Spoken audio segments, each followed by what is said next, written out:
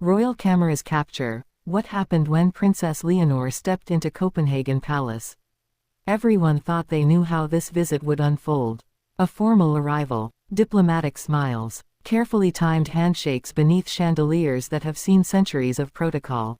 Another routine royal moment, captured, archived, and politely forgotten. But the second Princess Leonor stepped into Copenhagen Palace, that expectation quietly collapsed. Because what the cameras captured wasn't just diplomacy. It was tension, it was warmth, and it was a moment no briefing paper could prepare anyone for.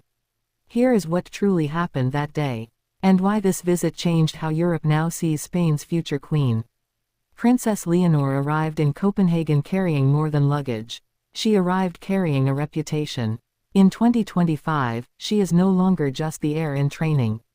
She is the face of continuity for a monarchy that has worked tirelessly to rebuild trust.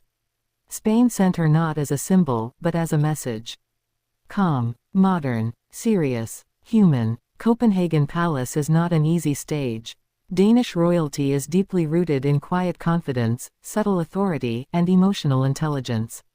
Nothing flashy, nothing forced. Every guest is read carefully. When Leonor crossed the threshold, the atmosphere shifted. Not dramatically, but unmistakably. The cameras caught a brief pause before greetings began. A fraction of a second when conversation stalled and attention narrowed. That pause matters, because in royal spaces, silence is awareness. Leonor didn't rush forward. She didn't hesitate either. Her posture was relaxed but grounded. She looked around the room, not to measure herself against it, but to acknowledge it. That alone set her apart. Those close enough noticed it immediately. She wasn't performing royalty, she was inhabiting it, and this is where the story turns unexpected. Instead of leading with formality, Leonor led with attentiveness. She listened more than she spoke in those first moments. When she did speak, it was measured, warm, and unguarded. Royal cameras captured small reactions. A nod here, a softened expression there. This wasn't scripted chemistry, it was recognition. But recognition of what? To understand that, you need the context Spain didn't broadcast. Leonor arrived in Copenhagen carrying a year of intense preparation, internal pressure, and national expectation. Spain in 2025 is watching its monarchy closely. Every external interaction is a test of relevance. This visit was one of those tests. And then something subtle happened. A senior Danish royal leaned slightly forward during conversation. That detail matters. It signals engagement, not obligation. Leonor responded not by asserting status, but by matching tone. Equal presence. Mutual respect. The cameras caught it all. No grand gestures. No dramatic declarations. Just alignment. That's when palace observers began whispering something unexpected. She's ready. Not someday. Now. What stunned many was how naturally Leonor navigated the emotional undercurrents of that room. Copenhagen Palace holds its own history of loss, resilience, and adaptation. It recognizes authenticity instantly. Leonor didn't arrive trying to impress it. She arrived understanding it. There's a moment later in the footage where laughter breaks out unexpectedly. Brief, shared, genuine. This is rarely captured in official royal visits. That moment unspooled weeks of careful strategy into something human. And here's the tension people missed. This visit wasn't just about diplomacy. It was about comparison. Europe is quietly assessing its next generation of royals. Who can carry public trust forward? Who understands restraint in an age of scrutiny? Leonor's presence answered that question without saying a word.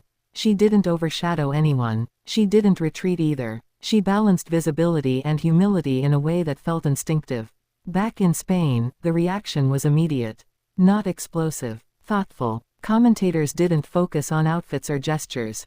They talked about energy, about how Leonor seemed centered, calm, secure. That's not accidental. King Felipe VI has spent his reign modeling restraint after chaos. Leonor has absorbed that lesson and translated it into something softer, more intuitive. Copenhagen Palace saw that translation in real time. Another revealing detail, Leonor's interactions with staff. The cameras briefly captured her thanking aides by name, making eye contact, pausing instead of moving ahead. In royal environments, how someone treats the unseen speaks louder than how they greet the powerful. That did not go unnoticed. As the visit unfolded, formality gradually gave way to ease. Conversations lengthened, smiles lingered, protocol loosened ever so slightly. This is the real metric of success. Because royal palaces don't open emotionally unless they trust what they're seeing. Leonor wasn't there as Spain's future queen in theory. She was there as Spain's future queen in practice. And then came the moment no one expected. As she departed, there was a visible reluctance to end the exchange. Not dramatic, just present. Warm handshakes held a heartbeat longer. Eye contact maintained. Those are not accidents. They are signals. Signals that say, we see you, and we respect what you're becoming. For Leonor, this wasn't a triumph. It was confirmation. Confirmation that she can carry Spain beyond its borders without armor. Without performance. Without force. She doesn't dominate space. She steadies it. That is rare. And it's exactly why this visit is already being studied quietly within royal circles. Because Copenhagen Palace doesn't grant emotional access easily. And when it does, it's because it recognizes longevity. Spain sent a princess. Europe received a peer. When Leonor stepped back into history that day, she didn't bow to it. She walked alongside it. And what the cameras captured wasn't just a visit. It was the first clear glimpse of how Princess Leonor will move through the world as queen. Not loudly, not cautiously, but with calm authority that lingers long after she leaves the room. What happened after she left the room may be even more telling than what happened inside it. Because royal spaces have a rhythm, and once a guest departs, the palace resets. Conversations shift. Staff return to routine. Attention moves on. But in Copenhagen that day, it didn't reset immediately. People lingered. The atmosphere stayed softened, as though something meaningful had passed through and left a trace. That's unusual, and it's why insiders later described the visit not as successful, but as resonant. Leonor didn't just represent Spain. She reflected something Europe is quietly searching for in its next generation of monarchy: steadiness without coldness, strength without distance. On the ride back, those close to her noticed she was calm, not energized by attention, not drained either. Grounded, as if the visit confirmed something she already knew about herself. That matters, because the most enduring royal figures are not shaped by applause but by alignment. Between who they are privately and who they must be publicly.